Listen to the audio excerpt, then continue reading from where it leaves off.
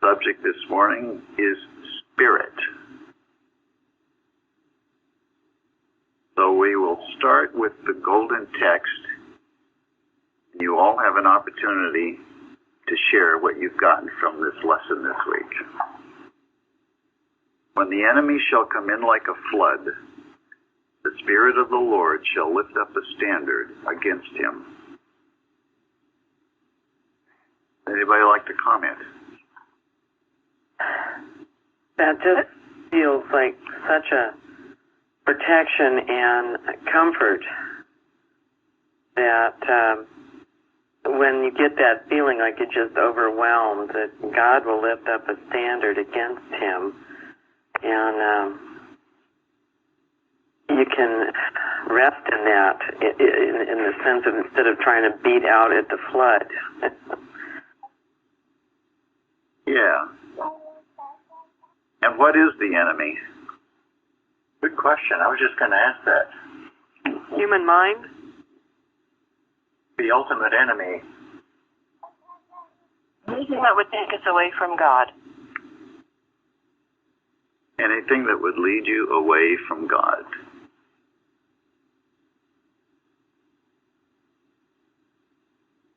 And it doesn't say if the enemy shall come in, it says when the enemy shall come in.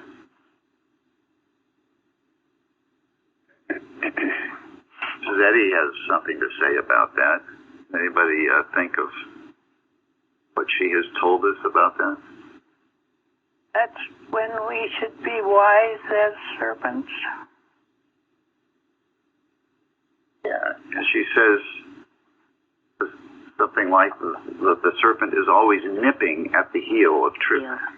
Yeah.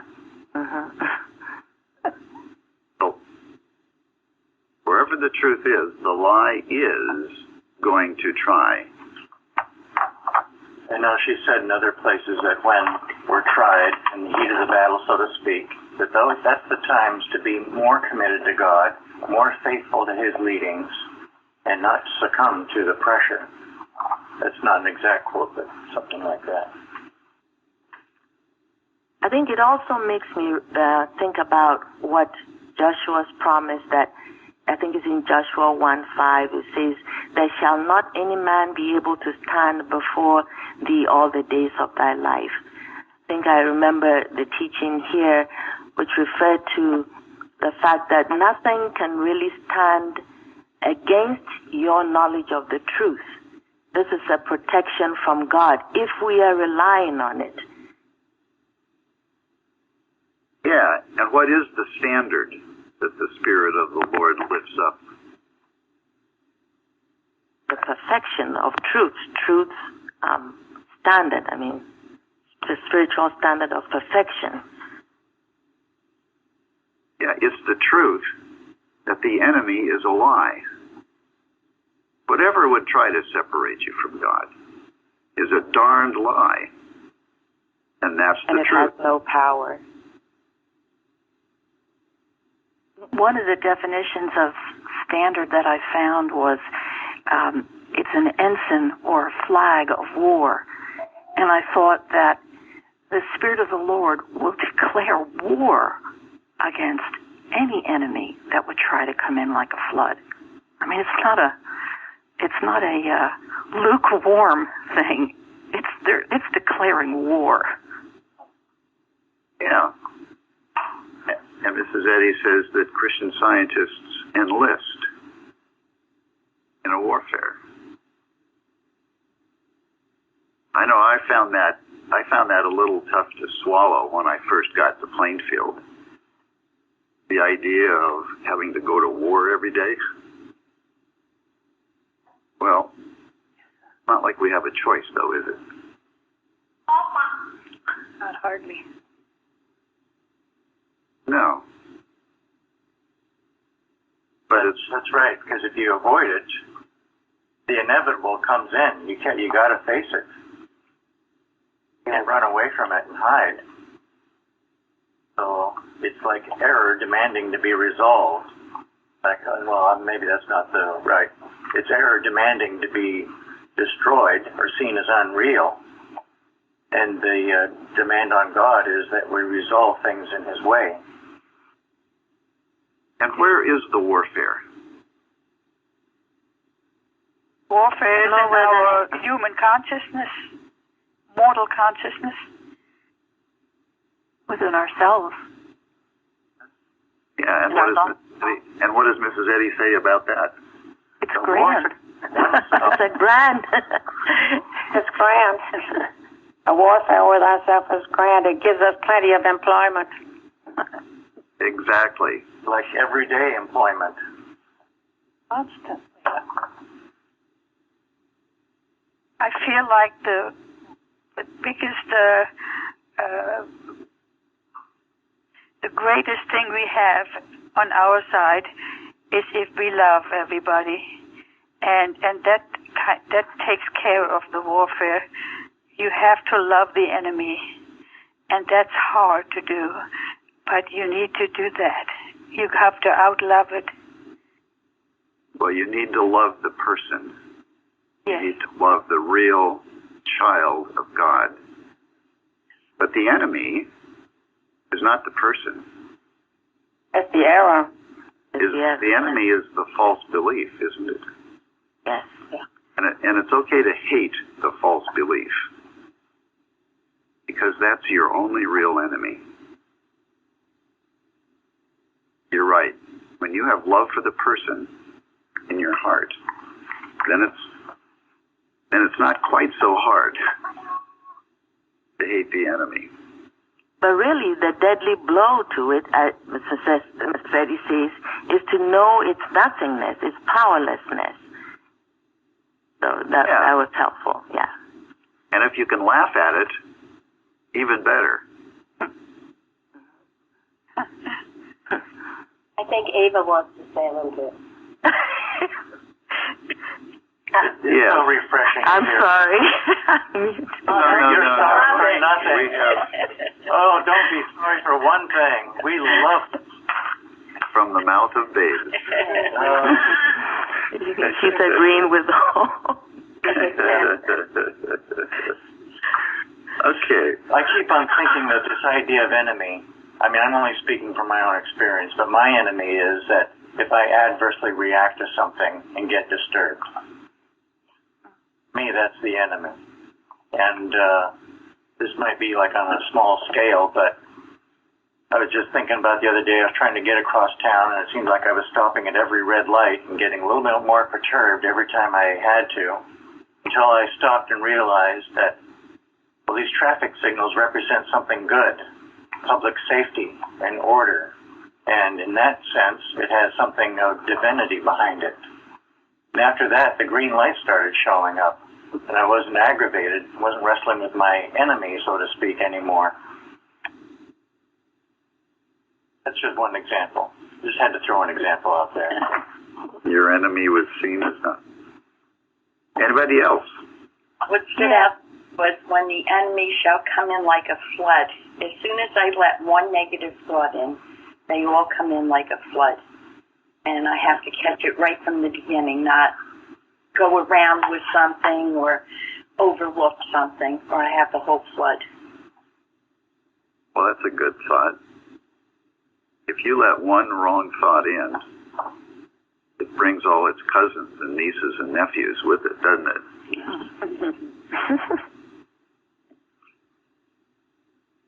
I think this is where the discipline of starting off in the morning, always, with our Bible lesson and whatever else we can do to really get thought aligned with God is so important, because I found that every time I didn't, something wrong comes in, and as it says, you're already mesmerized if you don't do that. And then you're on the wrong path. And sure, the flood comes in. Thank you, Florence. Yeah, because first thing in the morning, your consciousness is like a sponge, isn't it? Yeah. You're fresh, you're open. Whatever you put into it tends to stay there. This sheds a little bit more light on this enemy thing, because all too often, believe me, I have to contend with this all the time. You get up in the morning, and it's so inviting. oh, let's dash off and do something. I know exactly what to do, and I'm ready. Let's get it done. But being faithful to that morning time, like Florence was saying, read your lesson, not only read it, but contemplate it and pray with it, it's a necessary discipline. Because who knows what would have happened if I just dashed off. It would have been like Sharon said, one thing sneaks in, then the flood comes. Okay, how about the responsive reading? What did we get from the responsive reading? Not to talk in Christian Science jargon to people who come into the church that haven't been there before.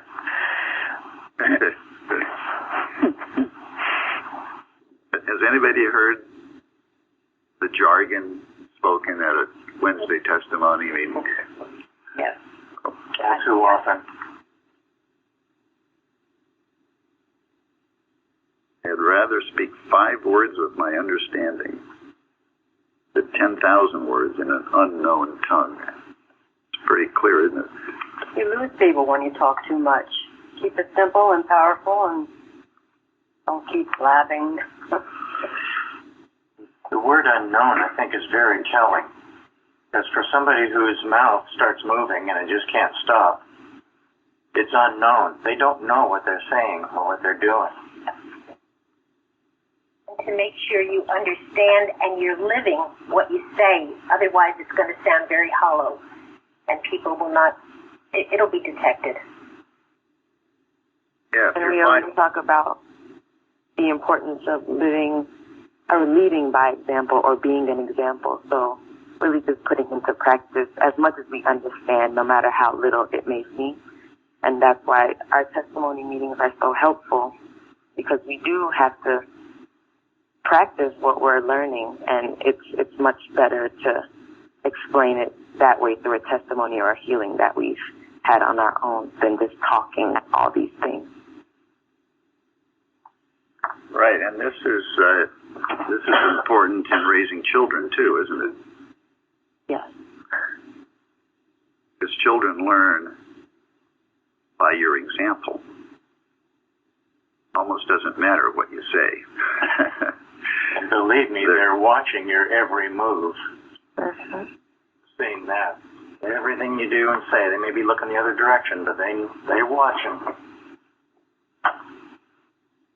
And also everything you spoke about coming from love. If it's coming from your heart, not through your thinking or figuring things out humanly, but from your heart, it will touch people. Yeah, there was a thread on the forum on the subject, wasn't it? I think did Shahidat start it or somebody? About, not being afraid of saying something. Because when you speak with love in your heart, who is it that's speaking anyway? Is she here? Yes. Is Shahidat? Yeah. Yes, she's Yeah, say what's up, Shahida. You remember what you wrote, Shahidat? Yeah, the point I was trying to make is, in the past, I felt that, if someone asks about Christian Science, and I'd go into a bunch of yada yada, and they would clearly not be welcoming. But when I put the human side aside and let this God be the speaker, it's been much more effective. Thank you. Yeah. And what's the difference? Well, I like what she said. She said she could sort of shut down God, or you shut down hearing God. When you start out feeling embarrassed or, what are you going to say? It's that personal sense of self that comes in, and then you shut it out, and you can't really get out of the way so God can use you. It's a very good point. There were a lot of really good points on the forum. There always are. So thank you. Probably refer to some today. Yeah, we did have a good forum this week, didn't we? Okay, anything else on the responsive reading? Well, I just kept noticing the word understanding cropped up about 4 or 5 times. And I thought that was a very important point, that we don't just recite things or do it by rote or something. It has to be something that you understand. And how do you understand something? Through demonstration, from learning how to use it. By proving it. By proving it, thank you. Right. I think you have to be very humble to reach another. Not only that, you got to realize where the source of it all comes. I remember the statement in the Bible where Jesus said, "As I hear, I judge." Oh, to hear what Jesus heard. Obviously, he was listening to that source of all understanding. But you were very right. That is humility, isn't it?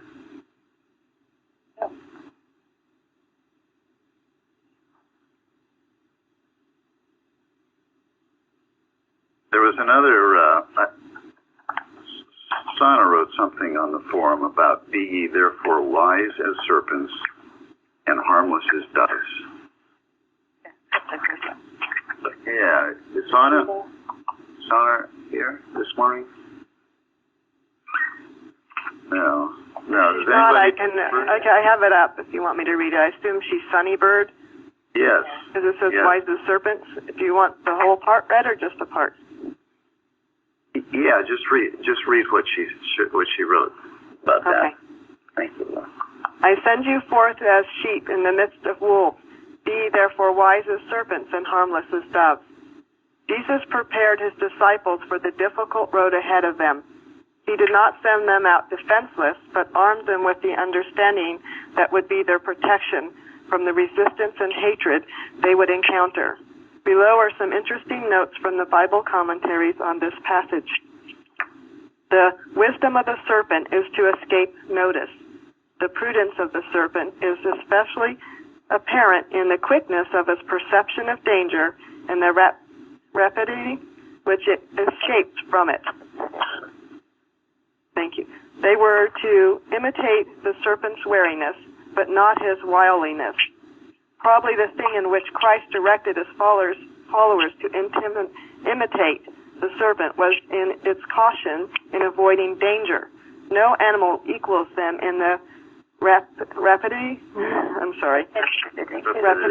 thank you, and skill which they evince in escaping danger. Then Harmless. Go down to the last paragraph, yeah. Go to the end of the last paragraph. Start with stand. Okay. What stands out to me here is understanding that we need to be quick in seeing through evil's claims of being a person or a situation and recognizing it as animal magnetism. If we attach the evil to person or thing, we would be in danger, for we would be making a reality of evil. Instead, we handle animal magnetism, the nothing calling itself something.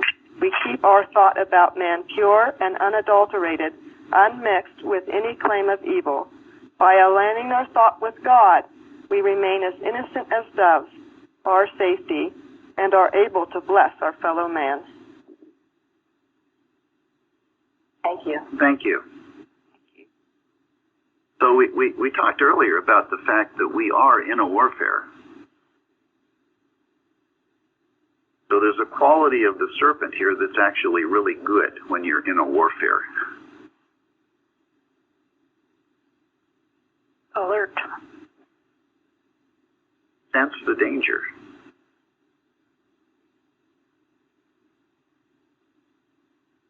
I thought it was good what she wrote about what can go wrong if you attach the evil to a person or a thing. Well, the warfare is not only with what's coming in, but also within ourselves. I mean, I don't know. We have joined the warfare. We do that. You know, the warfare is never with a person. It's with false belief, or animal magnetism. And if you attach the error to a person, you end up, you end up shooting in the wrong direction.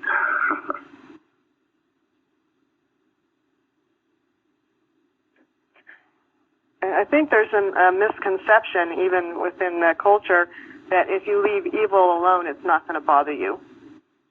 Or that we've also kind of classified as specific things, not really understanding what evil is claiming, and then not seeing it. Very good. And that is personal sense, isn't it? And Mrs. Eddy warns us about personal sense on every page of the first edition of her textbook. It was said of Jesus that he loved righteousness but hated iniquity. Yes. Exactly. Well, it was interesting to me about the serpent because, I always had, in the Bible it seems like a very negative connotation, but this wise is serpent, so how is it wise? And this is a way it's wise. It detects the error and then it removes itself rapidly. And we should be as that, wise as that. But it's a twofold lesson because the error, the serpent, can come on you very quickly and remove itself very rapidly. And if you're not alert to that, be alert. Have your spiritual sense up because you might feel like something has hit you, but you don't know where it came from. So let God speak to you and know what it is to handle. And as we've been saying, it's always animal magnetism wearing various masks, but it's always animal magnetism. And how do we perceive danger? How do we perceive evil? We are afraid of it. We are afraid of something. In God's world, we don't need to be afraid, but when we see evil, then fear comes in. How do you see it? Do you see it with your eyes? No, you feel Hear it it. with your ears? You'll feel uneasy. And what is that? Spiritual sense? Yes, spiritual sense. I ask that question because everything always comes back to spiritual sense, doesn't it? It's the only sense that you can rely on. Science and Health, number 2. She says the discords of corporeal sense must yield to the harmony of spiritual sense.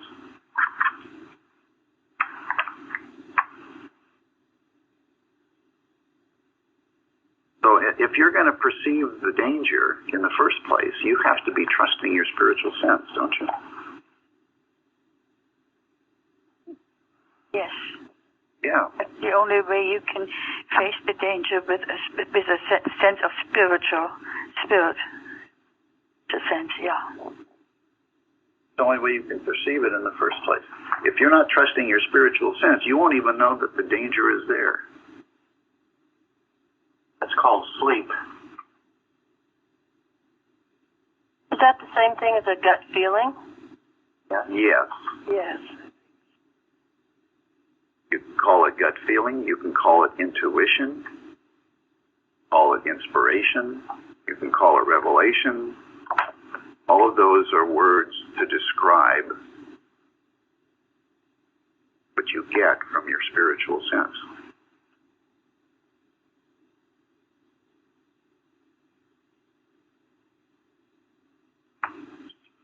In Matthew, Jesus knew their thoughts when the Pharisees were accusing him of casting out devils by the prince of devils. He really put it to them too, didn't he? Well, how did he know their thoughts? Spiritual sense. His spiritual sense was always active. Like Mrs. Eddy's. like Mrs. Eddy. She knew what people were around her thinking. And so can we. So can you. You can know. That's the beauty of Christian Science. It's not just for a few people.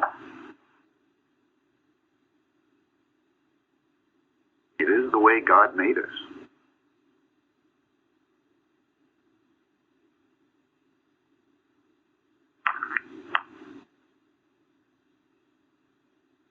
Okay. Shun profane and vain babblings. What's a profane babbling? Kind of evil.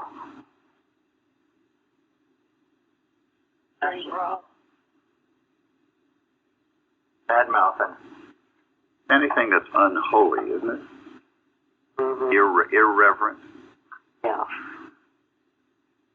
Lack of respect for God and what God is.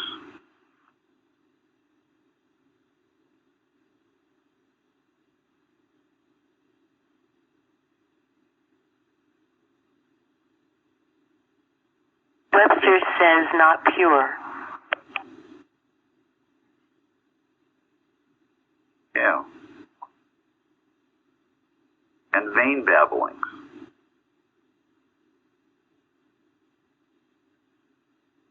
What are vain babblings? Of course, babblings is not very...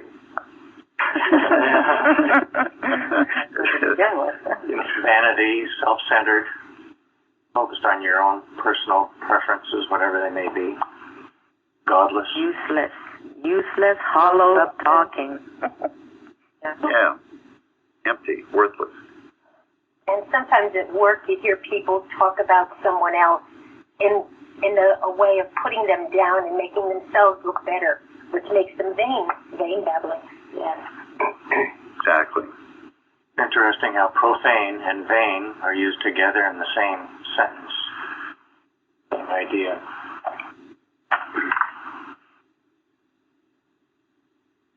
It's interesting. I was thinking with this presidential election coming up and using your spiritual sense as to the one that God would like. So make sure you are using it and that they are following biblical principles, how they speak. Yeah, because the moderators do what? They try to attach human personality to the person, right? They try to attach human weakness to the person.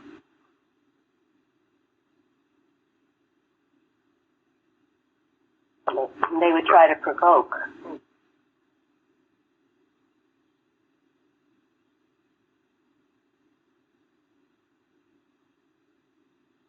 So the only way to really know is to use your spiritual sense and not be deceived.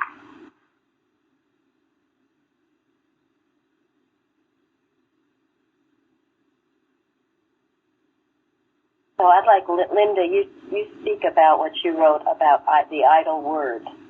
Okay. I'll just over it quickly because I wrote a lot, but it really hit me. The definition of idle meant vain, thoughtless, useless, that really accomplished no good, and that really was a waste of time, and it would be a sin. And it also then really is a window into character. And that you may think, oh, it's just, a few words, or what's the big deal? But it is a big deal. So we're accountable to God, and if we're reflecting God, then we must be in all our ways, which including our speaking. Yeah, because if your heart is right with God, what comes out of your mouth will be a blessing, won't it? Yes. And if what comes out of your mouth is not a blessing, That should be a pretty big red flag. It's easy to get so caught up even just in casual talk or just it's not thoughtless, really. And I mean, that goes to where Mrs. Eddy said that if what did she say? People would confine their talk to subjects that are profitable, that which St. John informs us took place once in heaven would happen very frequently on earth, silence for the space of a half hour. That made me really think about when I talk to people, what am I really doing? Being mindful. I appreciate this lesson. I don't think I ever even paid attention or noticed or maybe even saw that one line. And I even saw it in context with they were criticizing him, but really it's just any idle talk that you should be accountable for. And it made me really want to look into my heart. Why am I saying some of these things that I say, even if they seem casual on the outside?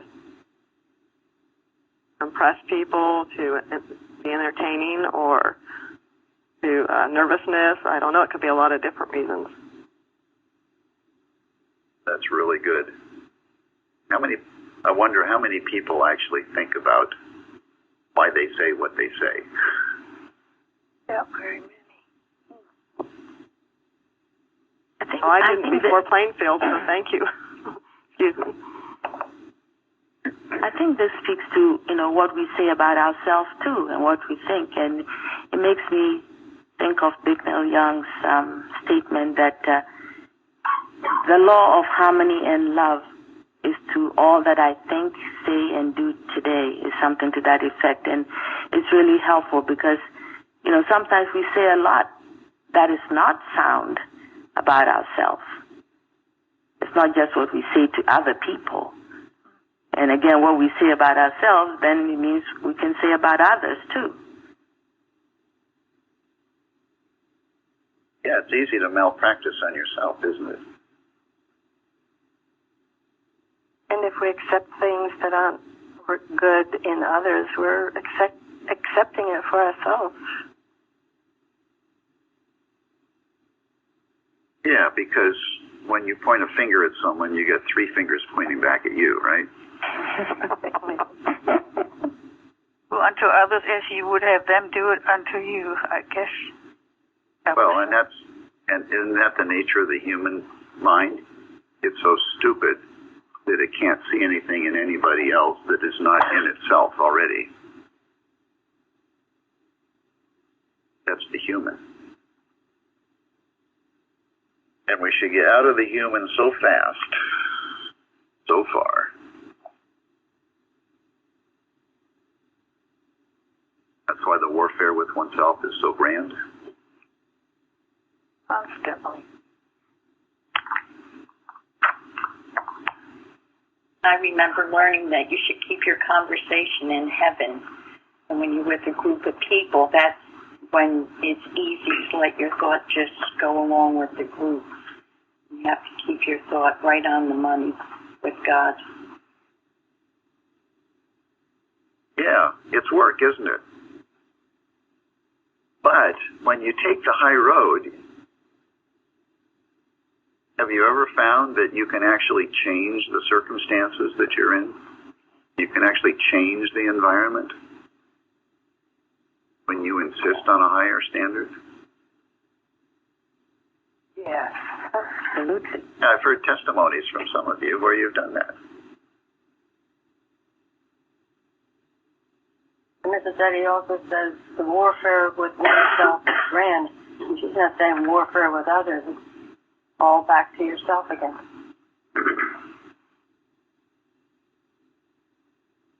And Jesus, what does Jesus say? And I, if I be lifted up, Draw all men to me. yeah. Because people are not happy gossiping or making profane and vain babbling. Do it, but they're not happy about it. They would rather be lifted up. a lot of such talk is just filling up time, and it is meaningless, and so people are not fulfilled. And people always really want fulfillment. Yes. Exactly. Exactly. There was something in Science and Health that I wanted to cover, where it says man is tributary to God, Spirit, and to nothing else. What does tributary mean? Like accountable? Comes from? Accountable? It comes from, the source. God, Spirit, is the source of man. God's Spirit is the source of each one of us.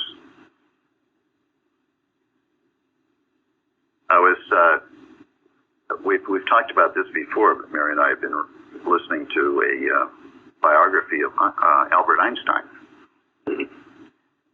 And I found it absolutely fascinating. I didn't know much about Einstein before reading this,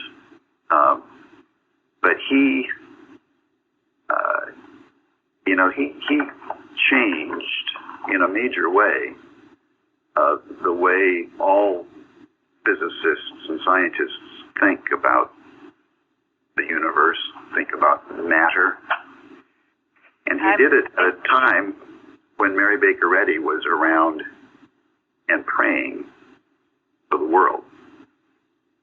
And he was not he didn't sit around with experimenting. He didn't do experiments and then try to draw conclusions from his experiments.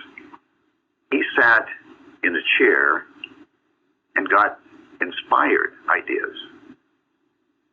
And that's how he developed everything that he developed.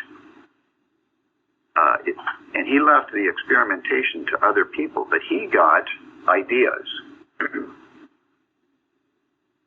And he respected the fact that God's Spirit is the source of man. He respected the fact that God's Spirit was the source of everything, real. And he was striving to find out what was really real. And the fact that he went about it looking at how matter moves and doesn't move, I thought was interesting because it led him to the same conclusions that Mary Baker Eddy discovered a few years before.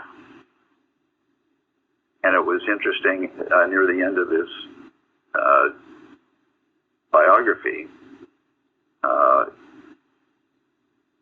Einstein, whenever he got a thought, whenever he got an idea, a revolutionary kind of idea, he always put it to a test. And the test that he put it to was, if I were God, would I organize things this way? That was the test as to whether an idea that he got was right or wrong. And if he felt that an idea that he got was not the way God would want to organize things, then he dismissed it as not a good idea. And he battled with other physicists about quantum theory because he didn't believe that because other physicists were saying there are things that happen by chance that can only be described by probabilities. And Einstein refuted that. He said, God does not roll the dice, play dice. Einstein did a tremendous, he did a tremendous thing. I don't know if any of you know that if this is true, if I just heard this, that he went into a reading room and he told the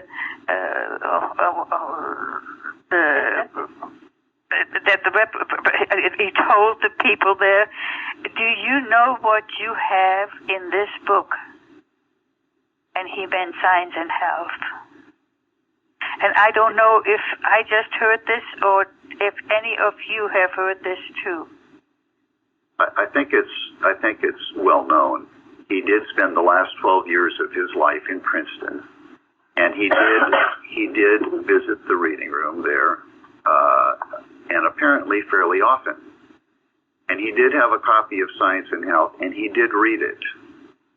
And on David Keaston's website, Healing Unlimited. Yes, we did talk about this at one of our roundtables, Karen.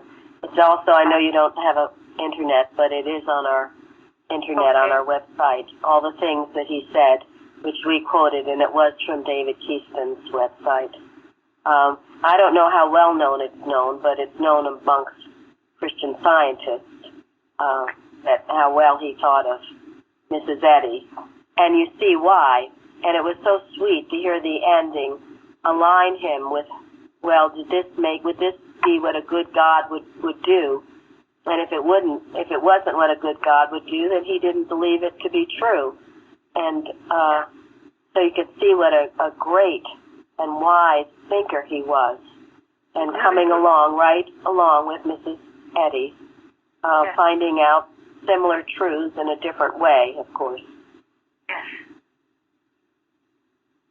The interesting thing is the other physicists, which weren't looking at things from the point of view of God, where they saw chaos, Albert Einstein saw order, a divine order. Yes. And hence the argument that they got into. Yeah. I'm so grateful at the end he found science, the ultimate truth, which totally corroborates the science that he knew and loved. I'm sure it must have been of a great comfort to him to have read Science and Health and to realize what Mrs. Eddy revealed. Yeah. He was on the right track, too. He most definitely was. He was, exactly. He didn't just see a big bang. He knew that everything was ordered and everything was as God wanted, as God saw it. It was ordered. Everything was in order. There was a reason why everything was in place.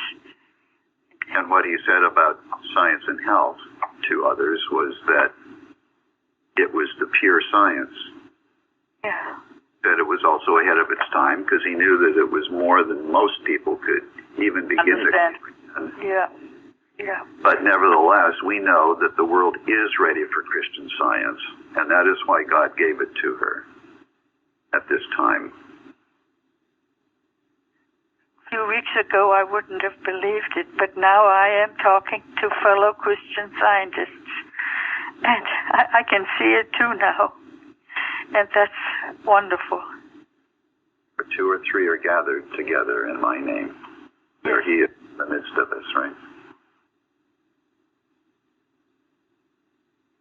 Okay, any other, anything anybody else got from the lesson that they'd like to share? They were talking about erudite talk. I mean, this is speech, much learning. They had that's what I got out of that, is that, isn't it erudite? Is that much learning? And if you have much learning and don't really understand what you're saying, that's where the babbling goes on and on and on.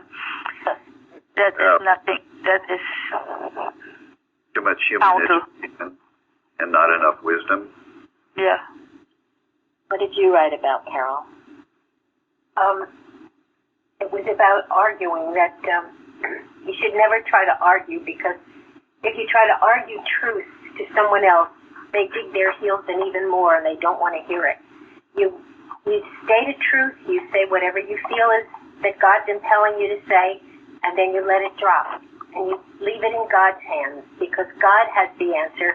God loves that other person as much as you do, or even more. And God takes care of it, and it will stay within them and grow. And at the right time, they'll get it. But you can't ever argue, try to convince someone of something. Yeah, Florence, you wrote about that too, right? A man convinced against his will. A man convinced against his will is of the same opinion still. I learned it from Plainfield. I love that. Right. Well, and this idea of arguing, it's pretty willful, isn't it? Oh, yes. Yes. Yeah. And what was one of the things that Jesus despised the most in people? What did he reserve his greatest rebukes for? Hypocrisy. Hypocrisy and self-righteousness. Yeah, self-righteousness. Because when people argue, quote, the truth too much, sounds a lot like self-righteousness, doesn't it? It does. The battle of the wills just leads to more contention. That's why wars spring up among us. Maybe that's why I married a non-Christian scientist, because I knew arguing is useless. He just, in his yearbook was written, he likes to argue, and I can't argue with him. So I've gotten so much more quiet, and that's good for me. I know it is. Well, Yes. it's what you live, exactly. Yes. Not so much what you say. And Mrs. Eddy says that. It's mental. If you know the truth mentally, there's nothing they can argue against. That's a very wise way to work, because you never win an argument. No, you can't. Okay, the bell has rung, but I'd like to finish with something that I read recently at a board meeting from Waymarks in retrospection and introspection, where Mrs. Eddy is talking about the Christ and its evolution over time. She says, the ideal of God is no longer impersonated as a waif or a wanderer, and truth is not fragmentary, disconnected, unsystematic, but concentrated and immovably fixed in principle. The best spiritual type of Christly method for uplifting human thought and imparting divine truth is stationary power, stillness, and strength. And when this spiritual ideal is made our own, it becomes the model for human action. St. Paul said to the Athenians, "For in him we live and move and have our being." This statement is in substance identical with my own. There is no life, truth, substance, nor intelligence in matter. It is quite clear that as yet this grandest verity has not been fully demonstrated, but it is nevertheless true. If Christian Science reiterates St. Paul's teaching, we as Christian scientists should give to the world convincing proof of the validity of this scientific statement of being. Having perceived in advance of others this scientific fact, we owe to ourselves and to the world a struggle for its demonstration. Mary Baker Eddy. Thank you. Beautiful. Yeah. Beautiful. Thank you so much. Thank you. Thanks, Gary. Thank you. Thank you. Let's have a great service. Thank you all. Thank you.